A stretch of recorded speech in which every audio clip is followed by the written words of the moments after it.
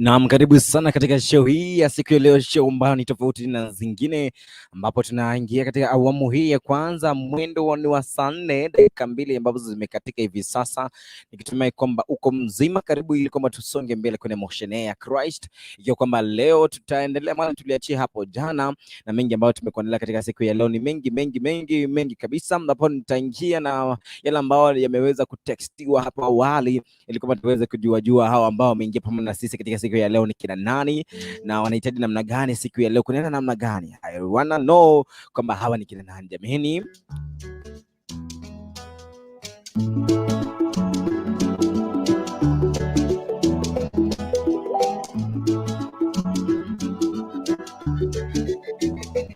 Tuko na dada mkubwa anasema kwamba amen, I'm waiting, pamoja na kama kawaida dada yenu mkisiwa kweli, not mix. I am happy with Kisi Hot TV, inanifundisha kweli, hakuna mahali inapenda kama hukusema neno la Mwenyezi Mungu. Kutoka Saudi Arabia ndivyo na wapata. Anasema kwamba pia mkianza, naomba kitabu cha Waefeso 3:1-6. Mungu awe pamoja na nini kaka yangu na Jeremiah Nyabende pastor. Be blessed in Jesus name, amen. Naingia na blessed mom, na my baby wako bobasi, my parents Ombati na mom Kemto sisters ni wale ambao ni Evelyn, Roslyn, Hailin, Lilian na Omochi Okirusi omugima boirire bwiya, na wapenda bure kwa Mboz na Vini babu wote. Alright, thank you so much kwa kuingia pamoja na sisi on sijui siku yako imekuwa namna gani, lakini kama kawaida tunavyoingia kama ilivyo ada ni kwamba tunaanza na maombi. Na ikiwa uko pale na sijaweka StreamYard pale, leo ninachelewa kuweka StreamYard pale. Ikiwa unatupata kutoka maeneo yote, pembe zote za nchi Kenya, hapa ni Kisi Hot TV, ukiwa na mimi Papa Isaac Leonard, nikiwa kama nina furaha kwa sababu Bwana amekuwa ni baraka katika maisha yetu katika siku hii ya leo. Tunashukuru bado kwa wale ambao bado mnazidi kuendelea kutubarikia kwa njia hii ambayo ni njia nzuri, ambapo tunaendelea kushukuru kwa sababu Bwana anaendelea kutuinua na kutuimarisha katika pendo hilo lake.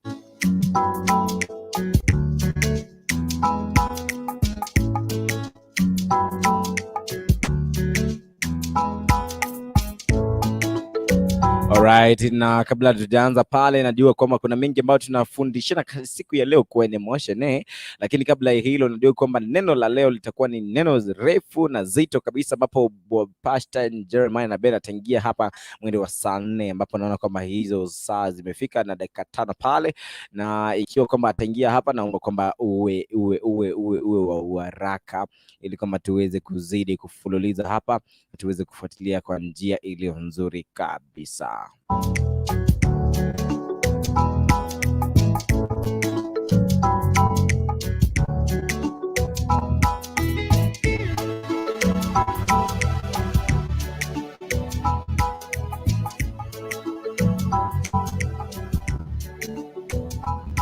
Oh yes, tunangoja pastor wetu ili kama aweze kuingia katika nafasi katika wakati kama huu, ili kwamba tuambie yale ambayo ametuendelea siku ya leo ni kipi, lakini najua kwamba kuna mengi ambayo kwa kweli tutaweza kuyazungumzia katika siku hii ya leo. Kwa hivyo uweze kuwa hapa ndani ili kwamba uweze kupata baraka hizo. Unajua jana tuliachia kwa masuala ya polygamy, na bado kuna lile ambalo ataongezea katika siku ya leo, itakuwa ni vizuri. Kwa hivyo tutazidi kufululiza ili kwamba tujue kwamba neno linazidi kutuinua na kutujenga baada ya mida. Alright, kwa wale ambao mnafuatilia michezo tutaongea baadaye lakini naona kwamba wale ambao ni wanafuatilia hapa, msiende kwingine, nitakuwa nikiwataarifu kuhusu wale ambao wanafuatilia michezo. Villarreal iko 0-0 na timu ya Manchester United. Kwa hivyo wale ambao ni watu ambao wanapenda soka sana. Kwa hivyo ukiwa unaendelea kututizama pale, ni dakika ya 55. Kwa hivyo tutazidi tu kukueleza yale ambao wanazidi kwenye spoti, ili kwamba wewe ambao unaendelea kuwa hapa usikue kwamba unashindwa kwani itakuwa namna gani. Kuwa hapa, mambo ya sport takueleza vile mambo yanavyokwenda katika eneo lile. Lakini kwa hivi sasa tunaomba kwamba tuweze kuanza kwa maombi. Baba wetu, tu katika jina la Yesu Kristo tunakushukuru kwa sababu wewe ni mwema. Tunakushukuru kwa sababu Bwana umetufikisha katika siku hii ya leo Bwana. Asante kwa sababu wewe ni kiongozi mwema. Asante kwa sababu Bwana una kusudi zuri kwa sababu ya sisi kwamba kweli tuweze tukasimama kwa kulisimulia na kuyasimulia maneno yako makuu ambayo Bwana umefanya juu ya maisha yetu Bwana. Asante kwa sababu ya upendo, asante kwa sababu ya fadhili, asante kwa sababu Bwana umetupa uhai, umetupa neema, umetukirimia baraka katika maisha yetu Bwana, umetukirimia nguvu mpya katika maisha yetu Bwana. Tunalihimidi na kulishukuru jina lako kwa sababu ya upendo ambao Bwana umetupa katika maisha yetu. Asante Bwana kwa sababu Bwana tunapoanza katika siku hii ya leo Bwana, tunaomba kwamba Roho wako Mtakatifu azidi kuwa pamoja na sisi, na Bwana uwe katika upande wetu siku zote. Katika jina la Yesu Kristo tumeomba. Amen. Amen. Ikiwa kwamba ndipo unaendelea kutufuatilia, basi thank you so much kwa wale wote ambao mnaendelea kufuatilia kutoka mitambo ile ya Facebook. You can like the page, you can as well love that love the video, ama pia we like as well. Kwa wale ambao tuko katika eneo hili la what is la nikidhani niseme kwamba wale ambao tunafuatilia kutoka mitambo ya YouTube pale, kwa hivyo tuweze kufuatilia kwa njia hiyo njia hiyo ya YouTube kwa kusubscribe pia. Ikiwa kwamba unaona kwamba kwenye YouTube yako inaonyesha rangi ya red pale na rangi nyekundu katika mkono wako wa kulia, kiliza pale ili kwamba iweze kuwa dark, na vile vile uweze kukiriza ile kile kengele kiko pale ili kwamba tuweze kujua kwamba unatufuatilia kwa njia ile kemkem, kwa njia ile nzuri. Kwa hivyo itakuwa ni vizuri tukiendelea kufuatilia kwa njia hiyo, na bila shaka Mungu aendelee kutunemesha kwa neema yake kuu, ili kwamba tuzidi kupambanua na kujua yale ambayo Bwana wetu Kristo analo, ambayo anayo juu ya maisha yetu. Bwana asifiwe. Amen. Na ikiwa kwamba zimekatika dakika 10 baada ya saa 4, basi tunamngoja pastor wetu Pastor Nyabende ili kwa uweze kutupa neno la siku ya leo. Leo ninaweka maneno haraka haraka ili kama tuweze kuzidi na kufuata kwa njia iliyo ya kem.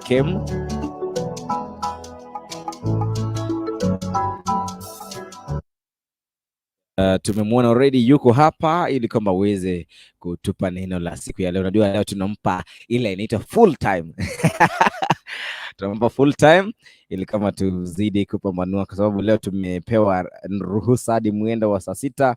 Ikiwa kwamba tumeanza mwendo wa saa 5 pale itakuwa ni vizuri. Ikiwa tumeanza mwendo huu wa saa 4 hadi saa 6 pale, leo hivyo kumaanisha topic zetu zitaisha kwa njia iliyo nzuri. Kwa hivyo kwa wale ambao mnaendelea kutufuatilia, God awabariki sana. Kwenye Motion ya Christ tunaendelea kupambanua mengi kuhusu yale ambayo Kristo Yesu anakusudia juu ya maisha yetu. Alright. Okay. Sasa tumkaribishe pastor wetu ili kwamba katika siku hii aweze kutupa neno kulingana na vile Mungu amenena na roho yake. Yes, pastor, Bwana Yesu asifiwe. Amen. Nashukuru Mungu maana ametujalia siku ya leo tumeweza kushinda vizuri, na natukuza Bwana kwa sababu yeye ni mwaminifu, na naamini kwamba pia umeshinda vizuri na tunamtukuza Bwana ni kwa sababu ya wema na fadhili zake siku ya leo. Hakika Bwana amekuwa mwema, amekuwa mwaminifu, na tumeona siku ikiwa nzuri. Naamini na wewe pia umeshinda vizuri. Mimi nilikuwa nimeshinda vizuri, nimetembelea marafiki siku ya leo. Kuna wale ambao walikuwa wagonjwa, nikawatembelea kidogo kuambia hai na kuambia pole kwa magonjwa, kwa sababu tunaamini kwamba tabibu ni Kristo, na nikaambia kwamba tuzidi tu katika hiyo imani kwa sababu Mungu anatupenda. Asante. Hiyo pia ni huduma nzuri, kwa sababu wapendwa ambao wanaishi mwili yao hauko salama, wanapotembelewa basi wanasikia vizuri. Na unajua kupona wa mwanadamu inaanza the psychological aspect. The psychological part of it ikianza kuishi kwamba mtu wako mzima, basi uponyaji unaanzia hapo, kwa sababu inateremuka na yale madawa anayoyapokea na pia ushauri mbalimbali, basi mtu anasikia vizuri. Asante kwa sababu ya huduma hiyo, na naamini ni vizuri na tumeweza kukutana mara tena. Kwa wapendwa watazamaji mahali popote wanapotazama jioni ya leo. Amen, amen. Karibu kwa sababu ya neno itakuwa ni vizuri tukisonga. Asante. Wacha tuombe ili tuingie katika neno na ujumbe wa jioni na usiku wa leo, ili Bwana tusaidie. Tuombe na tuombe. Baba wetu, nakushukuru. Asante kwa sababu umetujalia neema na amani, tumefika jioni ya leo. Namuombea mtazamaji wetu jioni ya leo kwamba mahali popote atakapokuwa ujumbe na neno hili ambalo tunaenda kulitafakari jioni ya leo lipate kumsaidia, limupe mzingi na limupe ushindi, ili anapoendelea katika maisha ya Ukristo aweze kufanikiwa. Baba, wakomboe wengi kupitia kwa kusikia ujumbe huu, na neno lako lipate kupokea heshima. Katika jina la Yesu Kristo tunaomba na kushukuru. Amen. Amen. Amen. Kwa hivyo nataka kushukuru Mungu kwa sababu ya jioni ya leo. Na leo ile ujumbe nimeandalia wapendwa, nataka tuangalie kuhusu imani. Nataka tuangalie kuhusu imani, na labda mambo hapa na pale ambao wapendwa labda wanaweza uliza, yale tutaweza kupata nafasi ya kuweza kuwapea majibu, itakuwa ni vizuri, na ile hatutaweza kupeana jawabu ambalo litaweza kuridhisha kulingana na neno la Mungu, basi Bwana atatusaidia na najua itakuwa ni vizuri.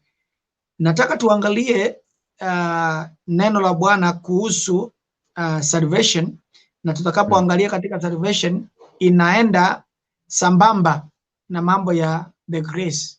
Grace huwa inaenda moja, yani tunasemanga pega kwa pega pamoja, katika neema pamoja na wokovu inaenda ikiwa sambamba. Na ndio maana kwamba unakuta kuna mtu hajaokoka lakini bado Mungu amemneemesha na anaishi. Na ndio watu wengi wanauliza kwa nini basi wale watu hawajaokoka wanaishi na wanakaa miaka mingi? Basi neema ya Bwana inatosha. Na kuna wale pia ambaye wameunganisha zote mbili, meunganisha neema ya Bwana kaunganisha na wokovu. Sasa huyo mtu anakuwa ni mjaziri na mjaziri mkubwa. Sasa katika theolojia jina salvation inamaanisha you are being delivered from sin and its consequences, believed by the Christians to be brought about by faith in Christ. Kukombolewa kutokana na zile minyororo ambazo zinaunganika na dhambi na kutokuja kuadhibiwa siku za mwisho wakati parapanda ya Bwana itakapolia. Ndio maana tunaposema kwamba hiyo ndio tunaita wokovu. Na sasa katika Biblia kuna mambo mengi yamezungumziwa yakirengesha mambo ya wokovu. Ukiangalia katika kitabu cha Waroma 10 mstari wa 9, maana hapo ndio nataka tuanzie ili tuweze kuzungumzia mambo mengine. Kitabu cha Waroma 10 mstari wa 9 inasema hivi. Kama ndugu umefika mahali hapo, in the book of Romans chapter number 10 number 9 inasema hivi kwa Kiswahili. Kwa maana samahani nilikuwa nimeanza kusoma. Kwa sababu kama ukikiri kwa kinywa chako kwamba Yesu ni Bwana na kuamini moyoni mwako kwamba Mungu alimfufua kutoka kwa wafu, utaokoka. Sasa hapa kuna mambo mawili yametajwa hapa na ni ya muhimu sana. Kitu ya kwanza inazungumziwa kwamba ukikiri kwa kinywa chako kwamba Yesu ni Bwana. kuna watu wengi hawawezi kiri Kristo kwamba ni Bwana katika maisha yao. Kuna wale watu wanapinga Kristo. Sasa kama wanapinga Kristo, kumaanisha hawawezi kiri kutoka kwa kinywa chao kwamba Kristo ni Bwana. Kwa hivyo huyo mtu hawezi ingia katika wokovu, maana wokovu uko na vipengee vingi ambavyo tunaenda kuviona jioni ya leo na usiku wa leo. Bwana aende kutusaidia na aweze kutubariki. Sababu kuna watu wengi wanasahau ama wanafikiria kwamba wokovu ni kusimama kwa sinagogi ama kusimama kwa watu, kwa umati wa watu na kusema Bwana asifiwe, mimi nimeokoka, nampenda Kristo kuwa mwokozi wa maisha yangu. Wanafikisha hapo tu wakifikiria kwamba huo ni wokovu. Lakini kuna mambo mengi tunaenda kuyaangalia katika Biblia na tuyaangalie katika maisha ya mwanadamu ili tuweze kuelewa wakati mtu anaposema ameokoka anamaanisha nini. Maana wokovu uko na mambo mengi na Bwana anaenda kutusaidia. Nimeona Blessed Mamu ameingia. Karibu Blessed Mamu katika jina la Yesu, na najua Bwana anaenda kukubariki sana. Kwa hivyo kuna mambo mawili hapa tunaangalia. Jambo la kwanza, kukiri, kule kukiri kwa mwanadamu kwamba Kristo ni Bwana. Hiyo ni sehemu moja ya kuanza ile hatua ya kwamba unaingia katika wokovu. Jambo la pili ambalo ndio la muhimu zaidi unapounganisha na kukiri ni kwamba na kuamini moyoni mwako kwamba Mungu alimfufua kutoka kwa wafu utaokoka. Sasa imani, na ndio maana maandiko yanasema kwamba imani huja kwa kusikia neno la Bwana. Yes. Sasa kama vile tunavyozungumza jioni ya leo, kuna watu wengi ninaamini wanatusikiza, na kuna wale watatusikiza baadaye, watafuatilia kipindi hiki baadaye. Yes. Baada ya kusikiza, nakumbuka kuna mahali nilikuwa na kuna dada moja, kuna mahali show ingine nilikuwa nimealikwa, na naamini kwamba dada alikuwa amenialika mahali pale, nikaenda nikawazungumzia, na kuna dada moja aliweza kuguswa ndani ya moyo wake, na akaona kweli ni vizuri nikiri wokovu na nianze hatua ya kulinda imani. Na ilitokea kwa sababu alisikiza maneno ya neno la Bwana kutoka kwa mtumishi wa Mungu.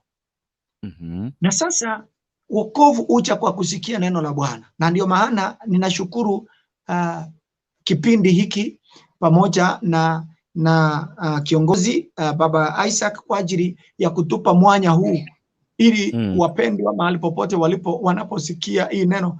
Niko na hakika tutakapoendelea kwa muda kiwango fulani, kuna watu baadhi ya watu labda hawakuwa wameweza kuelewa neno la Mungu linasema nini. Kuna wale hawakuwa wamejua wokovu ni nini. Kuna wale watu hawakuwa wanajua nitakapoingia katika wokovu ninaingia wapi.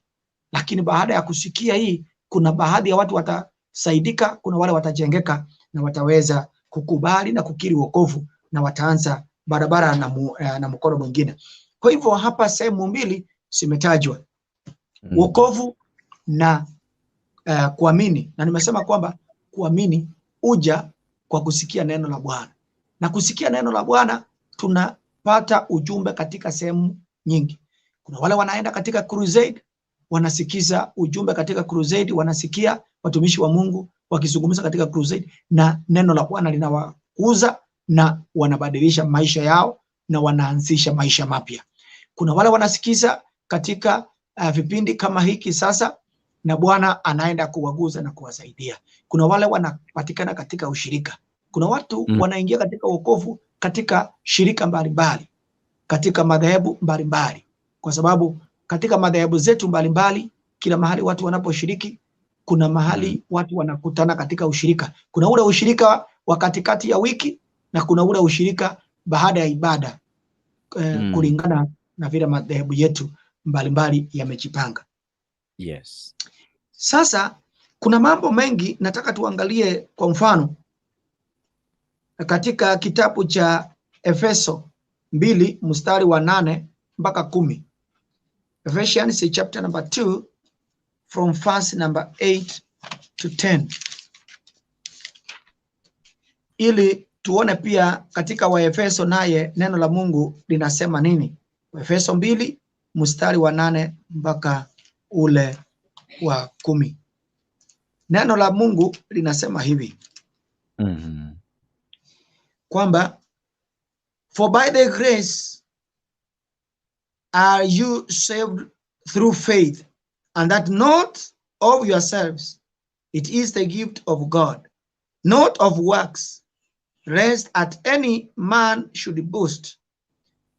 For we are his workmanship, created in Christ Jesus unto good works, which God has before ordained that we should walk in them. Now, hapa pia neno la Mungu kuna mambo fulani linataka kutuelekeza ili tuweze kujua kwamba wokovu ni nini. Kuna watu wanaweza ona kwamba wokovu ni kulingana na bidii yako kule kanisani. Matoleo yako makubwa kule kanisani. Lakini maandiko yanatuambia hapa wokovu ingekuwa ni gharama ya kutoa. Basi matajiri wote wangekuwa wameokoka. Kwa sababu wao ndio wako na mali, wako na fedha, na sasa wote wangekuwa wameokoka. Lakini sasa wokovu sio kwa sababu ya mali, sio kwa sababu ya nguvu zetu. Maana ingekuwa basi wale watu wanajua kupigana judo, boxing, karate na vitu zingine kama hizo, basi wangesema kwamba wameokoka sana kwa sababu ya nguvu na uwezo wao. Majambazi kama terrorists na watu wengine wangetumia uwezo wao wa kulipua watu, waseme wacha tuwalipue tuonekane vile tumelipua, tujue kwamba ujuzi wetu wa kulipua, basi tumeokoka. Lakini maandiko yamesema hapa wokovu sio kwa sababu ya nguvu, sio kwa sababu ya mali, sio kwa sababu, it is by the grace and faith. Now, unaona pia kuna another new thing ambayo inakuwa introduced. Kumbuka tulianzia wapi ndugu baba Isaac? Na kumbuka tulianzia katika kitabu cha Roman. Ikataja mambo mawili. Ikataja imani na ikataja kukiri. Sasa tumeingia mahali hapa, kuna mambo mengine yamekuwa introduced katika kitabu hiki sasa. Imetaja the grace, imetaja the faith, na imesema it is not by the works of our hands, it is not by the power, it is not by the mighty. Sio kwa nguvu na mambo mengine ambayo yanaweza kutufanya kwamba sisi tumeokolewa ama tumeokoka kwa sababu ya nguvu zetu, kwa sababu ya mambo mengi. Tujue kwamba sisi ni kazi ya mikono ya Bwana. Kwa sababu wengi wangejidai basi waseme mimi nimeokoka. Mimi nimeokoka kwa sababu ya nguvu zangu mimi mwenyewe. Lakini imesema kwamba it is because that Mungu ameturehemu kwa sababu ya mambo ya imani. Naye sasa ukiangalia pia imani inasema kwamba imani uja kwa kusikia neno la Bwana. Tuangalia katika Titus chapter number 2 verse number 11 to 14. Titus chapter number 2 verse number 11 to 12. Nataka tuende pole ili wapendwa waweze kushika hili neno, ndio wakati atasema ameokoka anajua ameokolewa kutoka wapi, na wokovu huu anao ukiri ni wokovu aina gani na utamsaidia wapi. Titus chapter number 2 verse number 11 to 14 inasema hivi: For the grace of God that brings salvation has appeared to all men, teaching us that denying ungodliness and worldly lusts should should live soberly, righteously, and godly in this present world, looking for the blessed hope and the glorious appearing of the great God and our Savior, Jesus Christ, who gave himself for us, that he might redeem us from all iniquity. Now, Yes. and purify unto himself peculiar people, serious of good works. Hapa ndugu, kuna mambo mengi yametajwa hapa sasa. Yes. Angalia katika mstari wa 11 imeongea kwamba tunaokolewa pia kupitia kwa neema ya Bwana. Neema. Kumbuka maandiko inatuambia kwamba sisi tulikuwa watu wa mataifa. Watu wa mataifa kumaanisha ni watu waliokaidi neno la Mungu, waliokuwa wamjui Mungu, watu ambao ni magaidi, yani generally watu wanakaa magaidi tu. Lakini Bwana kwa sababu anatupenda, ndio maana maandiko yanasema kwamba for the grace, kwa neema ya Bwana. Alafu sasa tumeweza ambaye imekuwa imefunuliwa kwa watu wote. Kwa hivyo salvation is not for a specific people. It is not for a specific segments of the people in the society. Yes. Ni kwa sababu imefunuliwa. Maandiko yanasema kwamba the grace of God ambaye inalete salvation imeweza kufunuliwa kwa watu wote. Kwa hivyo hata wale ambao watu wengine wanaona kwamba ni wenye dhambi sana. Unakumbuka yule ndugu anaitwa Zacchaeus? Yes. Zacchaeus alikuwa ni mtu tajiri sana na alikuwa mtu mfupi wa kimo. Wakati aliposikia Yesu anapita na roho yake ilikuwa imetamani, na kwa sababu neema ilikuwa imefikia watu wote, akatamani sana kumuona huyu Yesu ambaye angeweza kumuokoa. Akakimbia akapanda the sycamore tree. Akapanda juu ya mkuyu.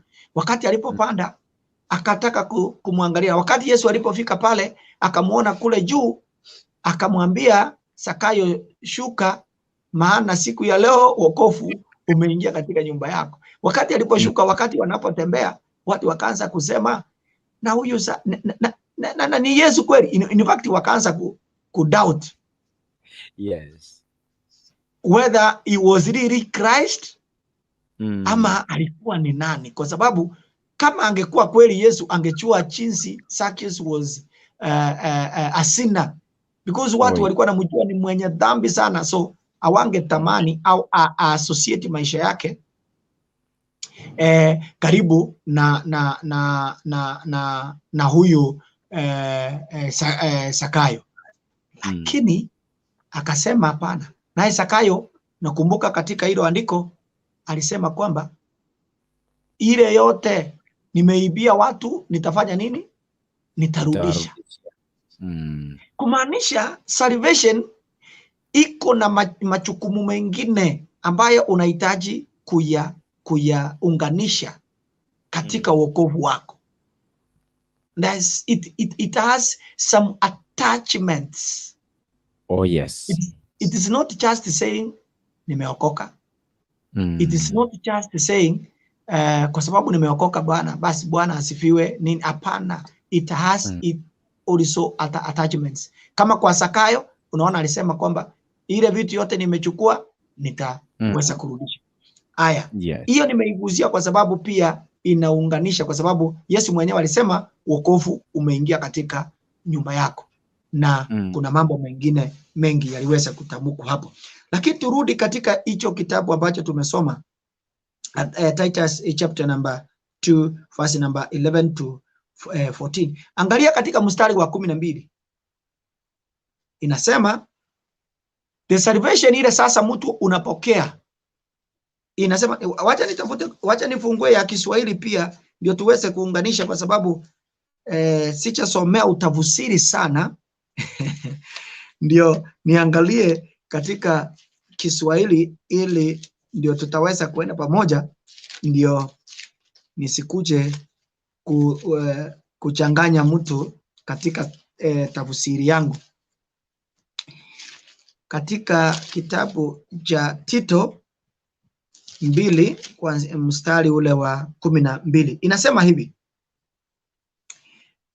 inasema nayo yatufundisha kukataa ubaya na tamaa za kidunia, ili tupate kuishi maisha ya kiasi, ya haki na ya kumcha Mungu katika ulimwengu huu huu wa sasa. Kwa hivyo kuna mambo, mpendwa mtazamaji, mahali popote unapotazama na kufuatilia ujumbe huu, kwamba wokovu unapoingia ndani ya maisha yako, ile kitu naita the salvation, when it enters into your life, it teaches you one, denying ungodly things. Inakusaidia kukataa dhambi, usherati, ulevi, matusi, wizi, uchoyo na mambo mengine kama hayo ambayo they are ungodly. Na pia inaendelea kutuambia kwamba inakusaidia should live soberly, uishi ukiwa wewe mwenyewe unajielewa. A sober person anajielewa, lakini mtu ambaye is not a sober person ni mtu ambaye ajielewi, ajui ako wapi, anaanzia wapi, ni nini anafanya na anaelekea wapi. Alafu inatuambia righteously and godly in the presence of the world.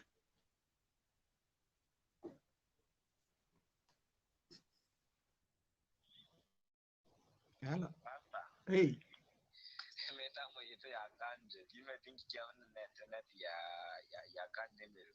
Hey, pole.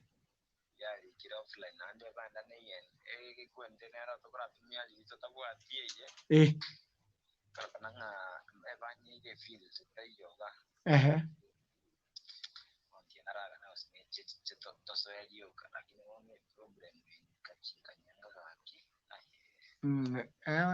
Kaya anajire anajire bado tunaweza rudia tu kesho. Kaya angire ntoko betereri. Nabo. Ona yewa, there is 1 2 3 torore, we can pick it from there tomorrow. Sio kupenda kwetu. Omeda aba stream ya diaro omeda kero uta loge tiauti. Ina ba koro ngano gendre ne bati. Wana bateri jina wana range rakumba e kwarori anajire. Anajire. Njebono kuruando jenga mbuyine gedre. Twaro lioki. Wana mjanda to iyo. Yenya saa koro wanja e wono dia torore mambi buna bogokia. We can pick it from there. Sawa. Thank you so much. Have a wonderful and blessed night. Ono banzagiro tuko mapeo ona onkora. Ono ni basi. Wa sawa ete kwa na mambi. Makwani abande bona abande ni matenga nyasaye numye. Nabo. Thank you so much.